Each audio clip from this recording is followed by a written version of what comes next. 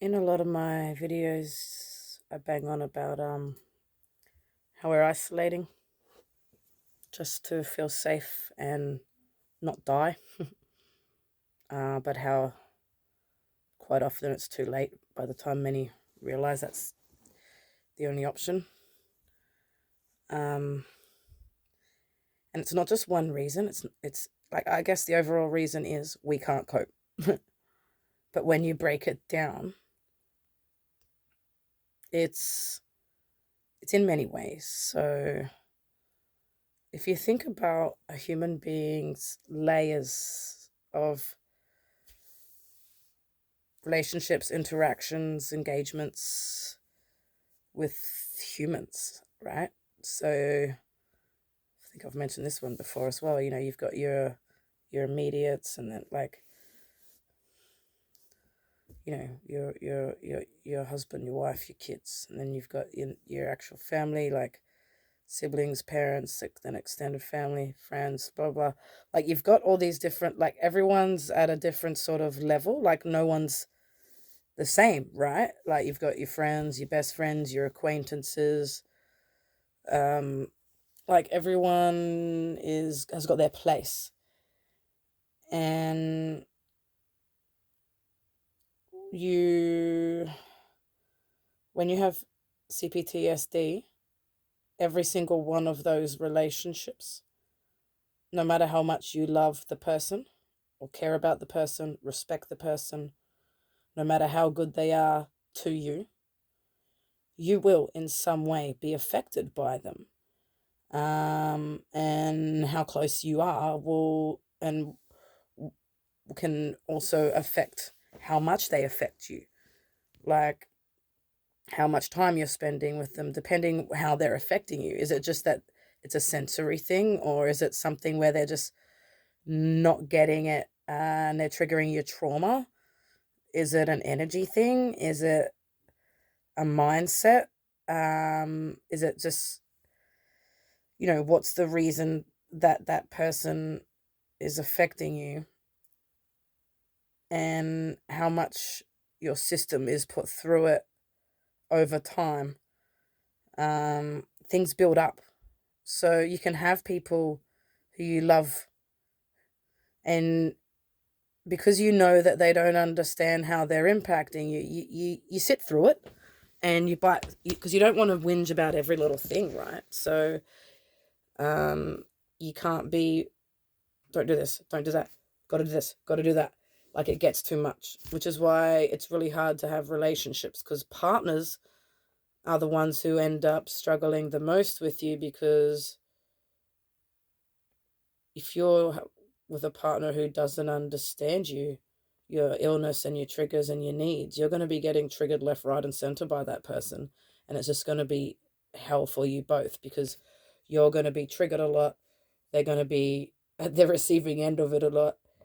That lack of understanding just makes it impossible for you to even be in the same room after a while. Um, and so basically, the more you're affected by people, the less you can be around them if there is just no understanding. But then there are the people who really try and they want to know because they love you and they're learning, because it is a complex illness with so many things, and you've got so many triggers and things they need to be aware of. Sorry, I'm going to cough. And especially because you have an umbrella of triggers that grow, and how a trigger affects you can be different every time based on environment and where your system's at. And um, just there's just so much that they have to know. They basically have to learn how to read you. They have to be able to handle you at your worst. Um, and they need to be able to give you the right amount of space to breathe and do what you need, and respect that you just have all these quirks and weird ways. But because that's not there, a lot of the time you clash with a lot of people, you piss a lot of people off. You're on eggshells because you can't be what you need for yourself. But then they're on eggshells because they're triggering you all the time, and it becomes quite toxic. So no matter how much you love people, you end up having to remove. Um, And it just gets harder and harder and harder. And sometimes you remove because you can't handle how you're being affected by the person.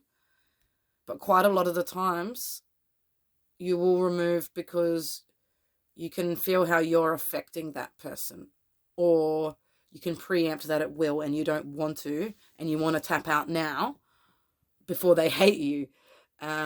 So we learn to read pretty quickly who gets it, who doesn't. As people who have never felt that we belong, when you're trying to belong somewhere and people aren't getting it, it strips away at a lot of the work that you've done to build up your self-worth, to feel safe, to self-love and take care of yourself and have healthy boundaries. You end up becoming just this Alex Mack puddle. So removing yourself a lot of the time is, to prevent things getting toxic, or because it's become too toxic already. It's I don't know if any of you have seen that. There's this little short film. I don't even think it's like 20 minutes long, like 18 minutes or something random, called Judas Collar.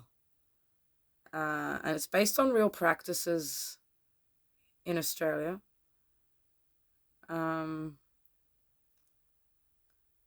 This camel, it's how they go out culling the camels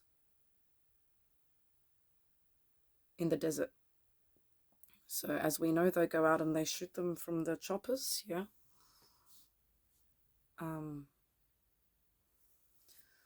Technique that was designed was to put this electric collar, tracking collar, on one camel in a herd, because camels are herd animals. So what they would do is they would track that camel to the herd, kill the whole herd in front of her, except her, because they know she'll go off and find another herd. So in this little short, this camel, she's with her herd, and she sees them all just die in front of her. And she's just left there alone. So she moves on, finds another herd. And then it happens again.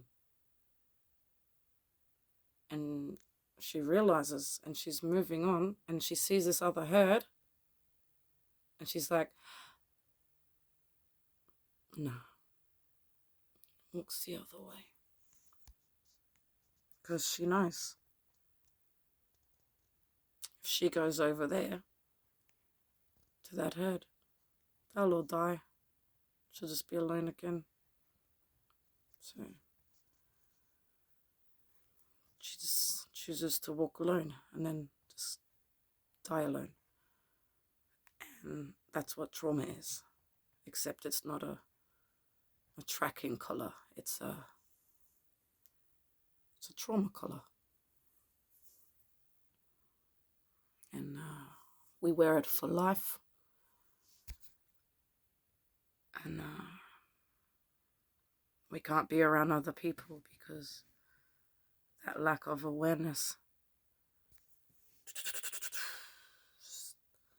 just takes everyone down, and we end up alone.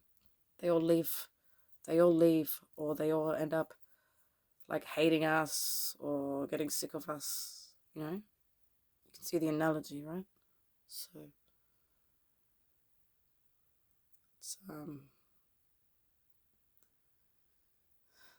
that's the emotional side of it. Then there's the medical side of it, like mental and physical, that there is no help available for it.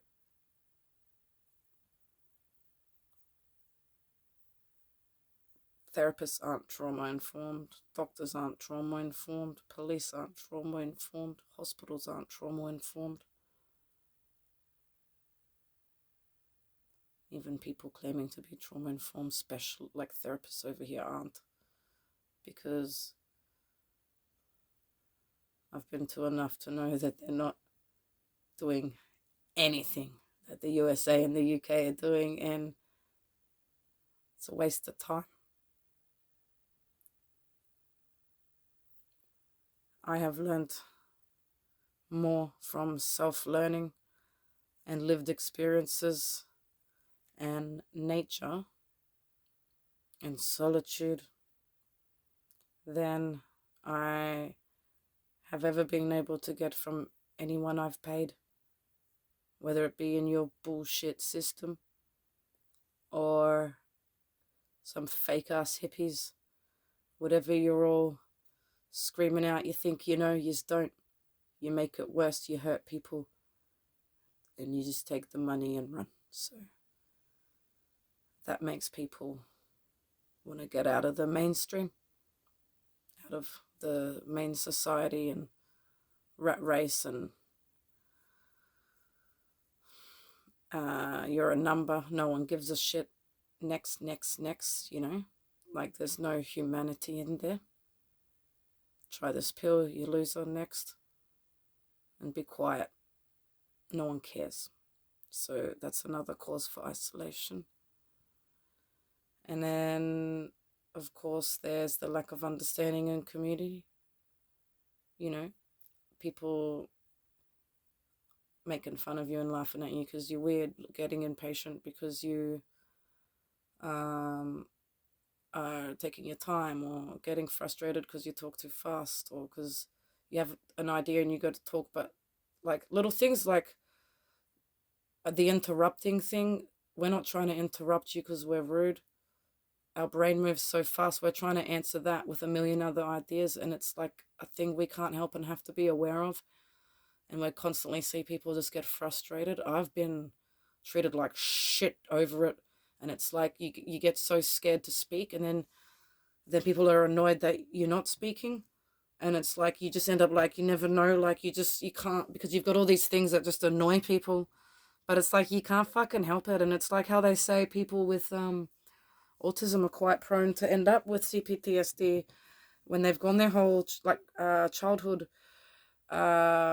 being the one that everyone just gets annoyed at, rolls their eyes at, tuts at, sneers at, laughs at, you know, just gets frustrated and loses their patience with, and making comments and digs, and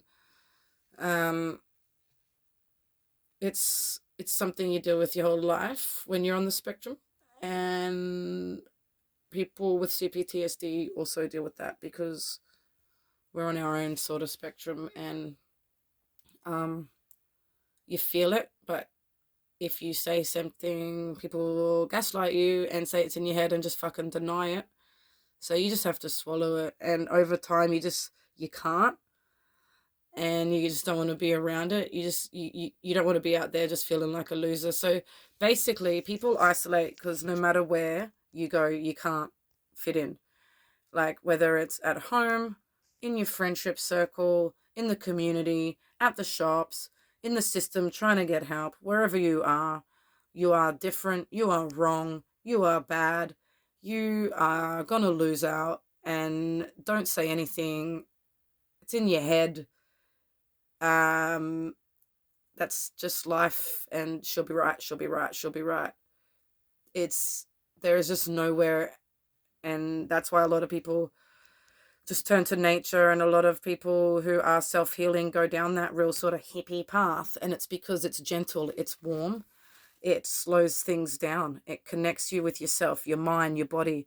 Nature has a lot of all the healing things we need, you know, whether it's in the herbs or, you know, even crystals. People laugh at that. They are from the fucking earth. These are all natural elements that can calm in some way. Energy exists. It's science. It's not a made-up thing that the fairies fucking blow through the air at night. It's there. We are electricity. So getting out of the mainstream, away from that mindset of clinical pill popping arrogance of sir, yes sir, and selfie. No, it's not how you heal. That's how you get bounced around and re-traumatized. Like, yeah, in a pinball machine. It's not for healing to be out there. So if you've got the money to set yourself up with a nice little zen den, away from all the stimulation, the comments, the fast, the judgment, the lack of understanding, the empty words. We got you, we got you, we got you. Everywhere you go, everyone thinks they get it, they got you, and that they see you. And you get so tired of hearing those statements. So if you can have an escape from it all, you may have a chance at healing.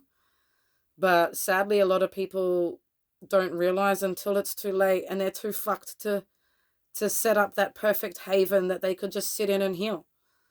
Like, I've come so close to just getting everything I need to just relax and heal, but I'm so weak at 40 whatever kilos, trying to set that up physically is impossible. And when you have no one, no money, like, you don't have the means to do it, your choices end up being staying out there in all that stimulation, whirling around, or just turning into this like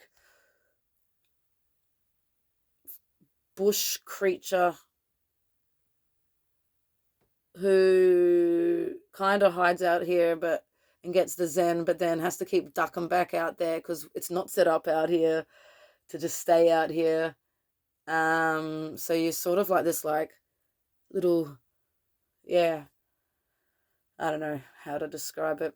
Like, you know what you need, but you can't do it. So you're sort of stuck in the middle in this limbo, just wired as fuck. Like, just stuck in this wired limbo, slowly going down the gurgler. Because when you're out there, you are very clearly coming undone. And that's how you get into trouble and, have accidents, or, get into fights and get, have things go wrong out there. Or you're out here and it's so slow that people can't really tell, and you just slip through the cracks and just fade out. So, yeah, there's different types of isolation and different reasons, and but it all boils down to not being able to cope out there and having nowhere to go, basically.